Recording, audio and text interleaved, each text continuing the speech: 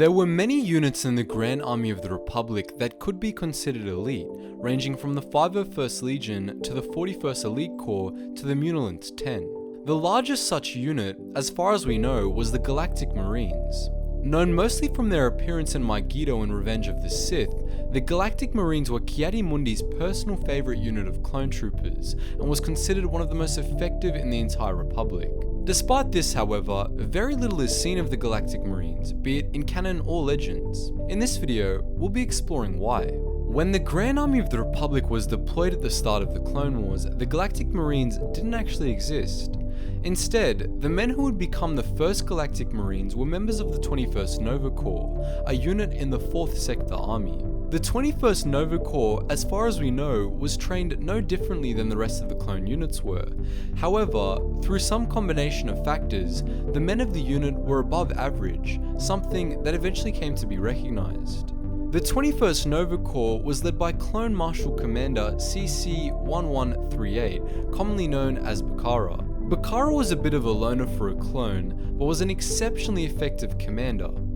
Alongside Commander Neo, Bacara developed military tactics that became commonplace in the use of UT-ATs and Bark Speeders, and made the 21st Nova Corps into one of the Grand Army's most effective units, especially after he participated in commander retraining under Alpha 17. Bacara was known to unilaterally reassign clones that didn't meet his high standards, ensuring that the 21st Nova Corps was composed of only the best clones in the Republic. Their effectiveness was only augmented by Bacara's tactics, which were unwaveringly ruthless and aggressive. Bacara and the 21st Nova Corps served with a number of Jedi, but for most of the war they served under Ki-Adi-Mundi, a high-ranking member of the Jedi Council. Mundi and Bacara made an excellent team, and developed a mutual respect for each other despite numerous disagreements. Mundi was disturbed by Bacara's aggression and perfectionism, which he reported several times, but nonetheless appreciated his effectiveness in command of the Nova Corps. Several months into the war, as the Grand Army of the Republic began to diversify in order to create more specialized units, Mundi made the 21st Nova Corps into a separate unit that he and Bacara would lead, which came to be known as the Galactic Marines. The Galactic Marines were intended to serve as a rapid response siege unit designed for maximum versatility. They were trained for combat in all possible scenarios on the ground, underwater, or in space, including in inhospitable conditions. They were especially skillful in planetary assault and shipboarding roles, and were used to capture enemy vessels numerous times during the Clone Wars. The Galactic Marines had unique armor designed for use in a greater variety of environments, which most notably included mesh face masks that kept out snow, sand, or ash. After their creation, the Galactic Marines quickly gained a reputation as among the Republic's finest. In 22 BBY, the Galactic Marines are known to have fought on Renvar and Argonar, both of which were very inhospitable worlds, with the former being an ice planet and the latter being a desert. It's also possible, though unconfirmed, that the Galactic Marines fought in the battles of Liana and Hypori, as Ki-Adi-Mundi was present at both. If they did, however, then they suffered exceptionally high casualty rates both times. Ki-Adi-Mundi fought in the Battle of Geonosis, but it's unknown if the Galactic Marines were with him. While Mundi's clone liaison for the battle was Commander Jet, not Commander Bacara, it is possible that Jet's unit, which was comprised of specialized clone troopers, was actually part of the Galactic Marines. While this is pure speculation, it's definitely possible, especially since Jet's unit has never been named. After the Second Battle of Geonosis, Ki-Adi-Mundi's appearances are limited to Jedi Council meetings, most of which he was only present for by hologram. This leaves nearly an 18-month gap between his appearance in combat on Geonosis and his next appearance at the start of the Outer Rim sieges, with one exception that we'll get into later. The Galactic Marines don't appear at all, save during our exception during the space of time. They're absent for even longer if our theory about Geonosis is discounted. The Galactic Marines finally make their reappearance at the start of the Outer Rim sieges, when, under Ki-Adi-Mundi, they fought in the Battle of Boz Pity. For the assault on Boz Pity, the Jedi Council sends its best and brightest Jedi and their clone units to attack a Confederate stronghold, which was believed to be hosting Count Dooku, General Grievous, and Asajj Ventress at the same time. The Republic passed the CIS blockade of Boz Pity in the Star Destroyer Intervention, which crash landed on the planet. Mundi led the Galactic Marines away from the crash site and, in conjunction with many other elite units, was eventually able to capture the CIS military base on the planet. Not long after, the Galactic Marines are known to have been fighting in the Outer Rim Siege's Serrano Theater, in which the Republic attempted to reclaim a swath of separatist space on the Outer Hidian, which included key separatist political powerhouses like Dooku's homeworld of Serrano and the hyperspace crossroads of Solanon. The assault in the Serrano Theater began with a strip of worlds that bordered the Radama Void, and the Galactic Marines, in particular, were assigned to capture New Bornolix. In one well-documented skirmish on New Bornolix, the Galactic Marines were given prototype Space Trooper armor suits, which granted them enhanced strength, protection, and firepower. During the battle, however, the weapons of the suits all failed. Instead of ordering a retreat, however, Commander Bacara ordered the Marines to engage the enemy battle droids in hand-to-hand combat, and the Marines resorted to literally ripping apart enemy super battle droids with their enhanced strength.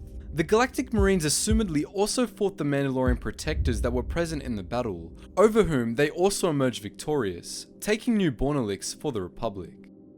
A detachment of the Galactic Marines also fought in the Battle of Tula at the end of the Clone Wars, which was made necessary by Tula's inhospitable cold conditions. Neither Mundi nor Bacara was involved in the battle, however. The Marines present on Tula were instead led by Jedi Generals Sims and Hodora, alongside Commander Keller. The Galactic Marines eventually won this battle as well, albeit only after the execution of Order 66 and the deactivation of the droid armies. Even if you don't count some of the speculation here, that's a decently long list of battles to be fair. But most of them are clustered either at the beginning or the end of the war, and some of them didn't even involve the whole unit. The question then still remains, what were the Galactic Marines doing for the rest of the war? The answer lies in that exception we mentioned earlier, the opening phases of the Battle of Megiddo. In the later half of 21 BBY, the Republic began an assault on the intergalactic banking clan's stronghold world of Megiddo. After the Battle of Munilinst, Megiddo had become the IGBC's primary military staging world, and on top of that, it was rich in rare energy crystals.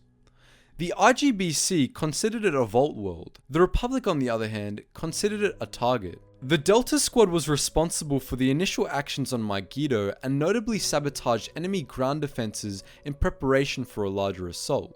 Ki-Adi-Mundi and the Galactic Marines were assigned to Megiddo for the said assault, exploiting the opening that the Delta Squad had made to land their troops across the planet and besiege enemy strongholds. But despite their early advantage, the Battle of Megiddo quickly ground to a stalemate that lasted for the rest of the war. The Battle of Megiddo was the longest battle of the Clone Wars, outlasting even the Battle of Atrakin and the Battle of Drongar. From 21 BBY to 19 BBY, the battle went on mostly unchanging, claiming the lives of untold numbers of clone troopers. It's unknown whether the Galactic Marines were present for the entire battle, but their conspicuous absence from most of the war implies that they were, or at least partly.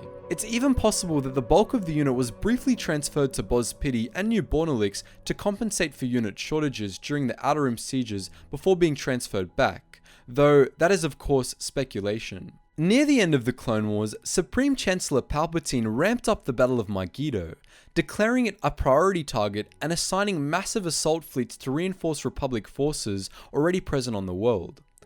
If the Galactic Marines weren't already fully deployed on Megiddo by this point, then they certainly were after it, and at long last started to make progress.